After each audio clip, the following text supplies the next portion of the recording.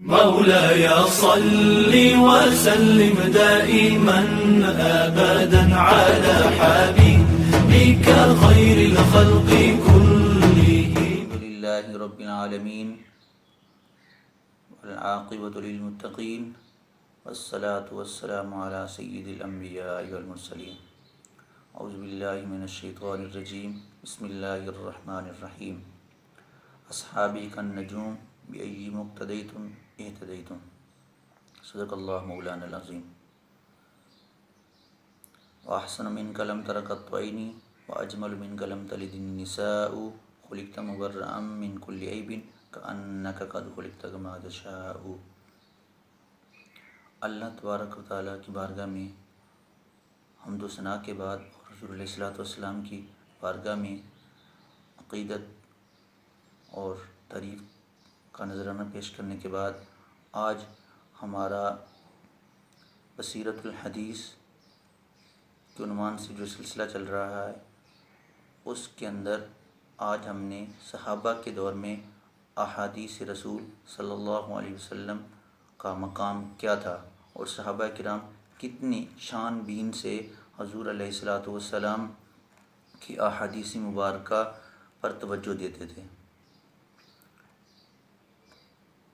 ایک امام ذہبی ہیں، ان کی کتاب التذکرہ، انہوں نے لکھا ہے اول من احتاط فی قبول الاخبار. امام ذہبی لکھتے ہیں کہ حضرت ابوبکر صدیق رضی اللہ تعالی عنہ کے عہد میں سب سے پہلے انہوں نے ہی احادیث رسول صلی اللہ علیہ وآلہ وسلم پر خوب تحقیق فرمائی.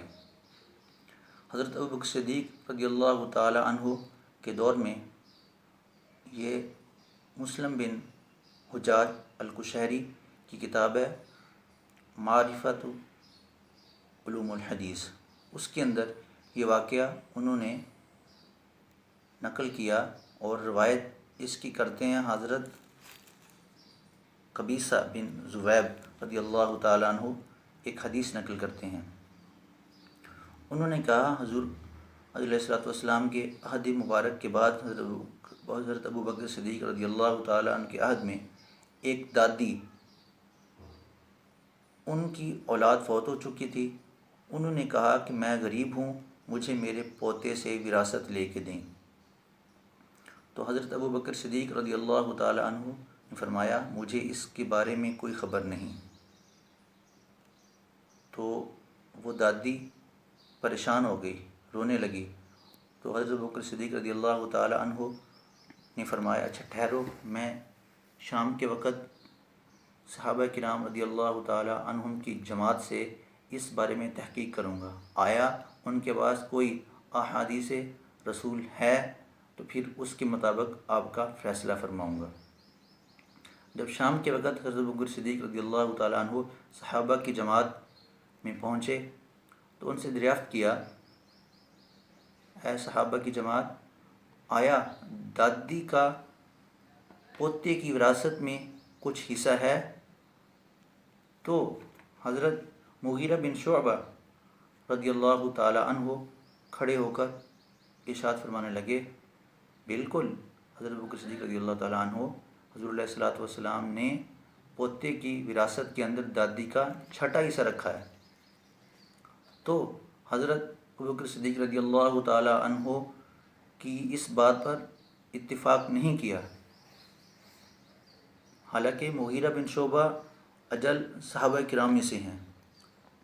یہ ایسا کیوں کیا انہوں نے، حالانکہ ان کا زہد، تقوی، عادل، بالکل صحابہ کی جماعت متقی ہے، پرہیزگار ہے، ان سے ہر آدمی بلا جھجک حدیث لے گا. لیکن حضرت ابوبکر صدیق رضی اللہ تعالیٰ عنہ نے ان کی بات کے ساتھ اتفاق نہیں کیا. انہوں نے ان کو حضرت ابوبکر صدیق رضی اللہ تعالیٰ عنہ نے فرمایا تمہارے ساتھ کسی اور نے بھی یہ حدیث سنی ہے؟ تو انہوں نے کہا بالکل سنی ہے. قال ابو بکر رضی اللہ تعالی عنہ اسمع ذلك مع احد فقام محمد بن مسلمہ فقال سمعت رسول اللہ صلی اللہ علیہ وسلم یعطیها السدس۔ یہ بھی معرفہ علوم الحدیث کے اندر درج ہے۔ حضرت ابوبکر صدیق نے فرمایا یہ بات تمہارے ساتھ کسی اور نے بھی سنی ہے؟ اس پر سوال پر حضرت محمد بن مسلمہ کھڑے ہوئے اور انہوں نے بیان کیا میں نے بھی حضور علیہ الصلاۃ والسلام سے اسی طرح ہی سنا ہے کہ دادی کی وراثت کا حق چھٹا حصہ ہے۔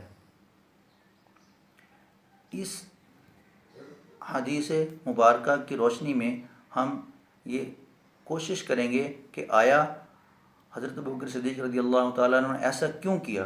ایسا انہوں نے اس لیے کیا تاکہ احادیث رسول لینے میں کسی قسم کی لات و لیل نہ کیا جائے بلکہ پوری چھان بٹک کی جائے، جیسا کہ حضور علیہ الصلوۃ والسلام نے خود فرمایا احادیث رسول اگر میری طرف کسی نے جھوٹا بہتان باندھا تو اس کا ٹھکانہ جہنم میں ہے۔ اسی لیے حضرت ابوبکر صدیق رضی اللہ تعالیٰ نے اتمام حجت کے لیے اس بات کو مکمل کیا۔ حالانکہ محمد بن مسلمہ اور مغیرہ بن شعبہ دونوں ہی اجل صحابہ تھے، اسی وجہ سے ان کی بات کو تسلیم کر لیا گیا۔ یہ حضرت ابوبکر صدیق رضی اللہ تعالیٰ عنہ تھے۔ اور اسی طرح حضرت عمر فاروق رضی اللہ تعالیٰ عنہ کے دور میں ایک واقعہ پیش آیا۔ حضرت ابو موسیٰ عشری ان کے گھر کے باہر تشریف لے کے آئے اور انہوں نے 3 بار دروازہ کھٹکھٹایا تو اندر سے اجازت نہ ملی تو وہ واپس چلے گئے۔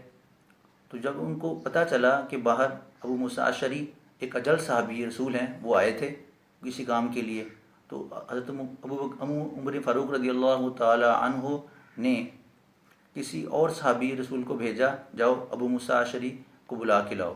جب ان کو بلا کے لایا گیا تو ابو موسیٰ عشری سے حضرت عمر فاروق رضی اللہ تعالی عنہ نے دریافت کیا آپ واپس کیوں چلے گئے؟ انہوں نے کہا مجھے حضور علیہ الصلوۃ والسلام سے ایک حدیث مبارکہ پہنچی ہے جس میں یہ بیان کیا گیا، حضور علیہ الصلوۃ والسلام نے فرمایا اگر دراز کٹانے کے وقت 3 بار کھٹکھٹاؤ، اگر آپ کو اندر سے اجازت نہ ملے تو واپس چلے جاؤ۔ اس وجہ سے میں نے 3 بار کھٹکھٹایا اور واپس چلا گیا۔ تو عمر فاروق رضی اللہ تعالیٰ عنہ نے حضرت موسیٰ عشری بہت اجل صحابی ہیں، حالانکہ عمر فاروق رضی اللہ تعالیٰ عنہ ان کا احترام کرتے تھے، اس لیے ان کو دوبارہ بلوایا گیا۔ تو ان کی بات پر انہوں نے اکتفا نہ کیا، ان کو کہا اس کی تحقیق لے کے آؤ۔ تو ابو موسیٰ عشری فوراً وہاں مسجد نبوی کے اندر گئے اور پوچھا، ایک مجلس انصار کی وہاں پہ اصحاب صفہ بھی لگی ہوئی تھی، ان سے پوچھا آیا یہ اجازت والی حدیث میں نے حضور سے سنی ہے، آیا کسی اور نے بھی سنی ہے؟ تو انہوں نے تصدیق کی اور تصدیق کرنے والے صحابی کو ساتھ لیا اور عمر فاروق رضی اللہ تعالیٰ عنہ کے پاس پہنچے۔ تو جب انہوں نے حضرت عمر فاروق رضی اللہ تعالیٰ عنہ کو یہ بات بتائی دوسرے صحابی رسول نے کہ یہ بات حقیقت ہے، تو انہوں نے اس بات کو مان لیا۔ اب دیکھیں دونوں صاحبین رضی اللہ تعالیٰ عنہم نے یہ بات تحقیق سے ثابت کی کہ حضور علیہ الصلوۃ والسلام کی احادیث مبارکہ کو تحقیق چھان پھٹک کے ساتھ ہی لینا ہے۔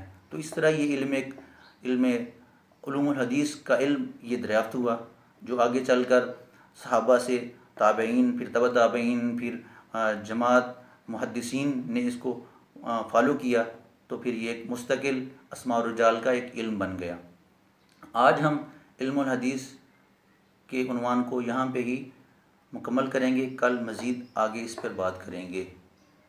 وما علینا الا البلاغ المبین۔ السلام۔